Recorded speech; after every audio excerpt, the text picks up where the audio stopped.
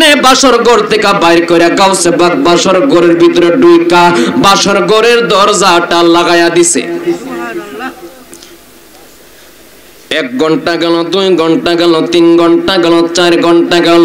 ফজরের নামাজের আজান যেই মাত্র গাউসে পাকের কানের মধ্যে লাগলো, আর মুরিদ মাগমায়া শীতের মধ্যে উঠানের মধ্যে দাঁড়ায়া তার মনের মধ্যে শয়তানের ওয়াসওয়াসা দিতেছে, বিবাহ করলাম আমি বাসর ঘরের মধ্যে, আমার ফিরে কি করে?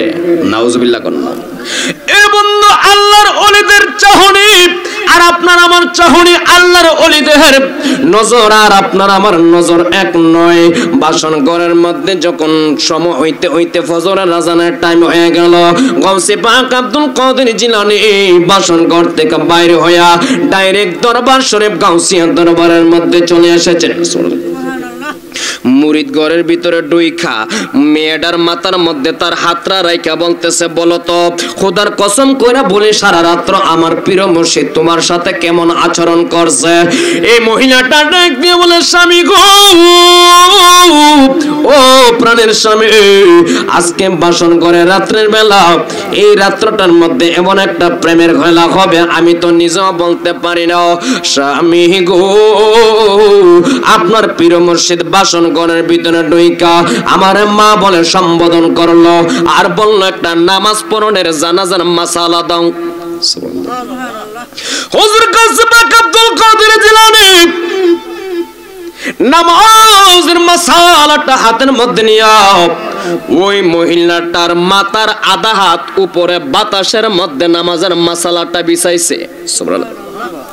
হুজুর গাউসে পাক নতুন বউয়ের মাথার উপরে আধা হাত উপরে নামাজের মাসালাটা বিছায়া সারাটা রাত্র নামাজ পড়ছে আর আল্লাহর সাথে কি যেন কথা বলছে।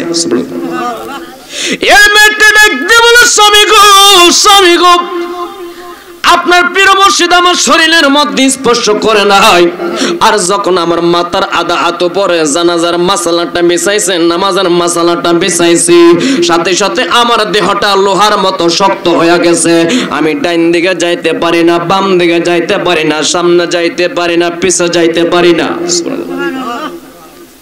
এতটুক পর্যন্ত আমি জানি। আর যাওয়ার সময় আপনার পীর মুর্শিদ 3টা দমক দিছে। কারে যেন 3টা দমক দিছে? সুবহানাল্লাহ।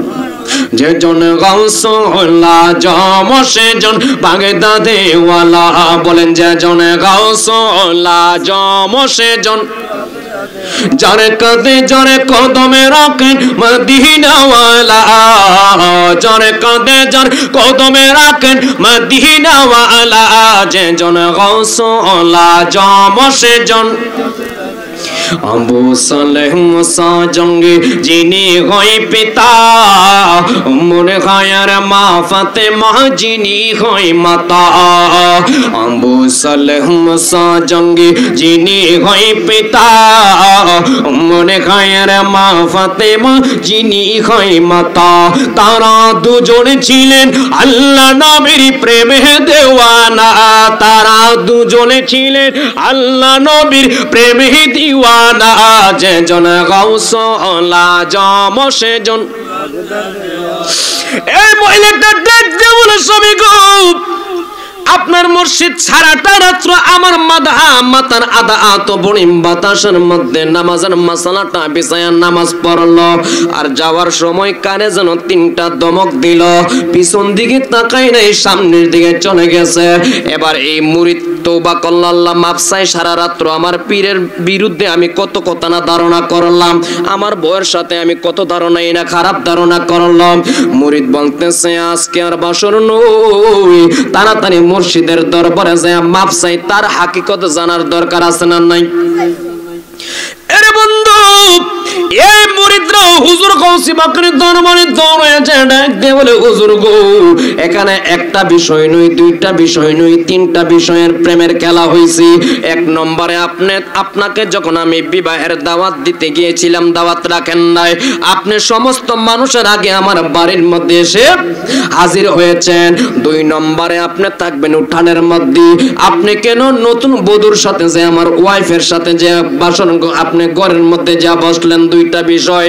3টা বিষয়, আপনি সমস্ত মানুষের সাথে হেঁটে হেঁটে আসবেন, পালকি দিয়ে আমার বউ আসবে আর আমি নতুন জামাই হিসাবে বউয়ের সাথে আসবো পালকি দিয়া। কিন্তু আপনি আমার নামায়া কেন আমার বউয়ের সাথে আসলেন? 3 নম্বরে 4 নম্বরে বাসর ঘরের মধ্যে আপনি সমস্ত মানুষ চলে গিয়েছে, আপনি জান নাই আমারে বাইরে কইরা বাসর ঘরে সারা রাত্র আপনি কি করলেন? আর আসার সময় 3টা ধমক আপনি কারে দিলেন? আর জোরে কোন সুবহানাল্লাহ। গভীর মনোযোগ বন্ধুরে আমার, আমি জানি না এই কেরামতের আলোচনাটা আপনারা আর শুনছেন কিনা। এ বন্ধু, হুজুর কাউসে পাক আব্দুল কাদের জিলানী ডাক দিয়ে বলে, মুরিদের আমি যেই দিন তুমি বিবাহের দাওয়াত তুমি আমারে দিলা আর বলছো অমুক গ্রামের অমুকের মেয়েরে আমি বিবাহ করব, আমি মুরাকাবা মুশাহাদা মুজাহাদা মুকাশাফা করে দেখলাম যেই মাত্র মেয়েটা কবুল বলবে, কবুল বলতে দেরি হবে, আজরাইল ওই মেয়েটার রূহটা নিতে দেরি করবে না। এই জন্য আমি নতুন বউয়ের সাথে যখন যায়া বসলাম, ওই জায়গা থেকে মালাকুল মউত চলে গিয়েছি। মালাকুল মউত ওই জায়গা থেকে চলে যে পালকির মধ্যে যায় ঢুকছি। নতুন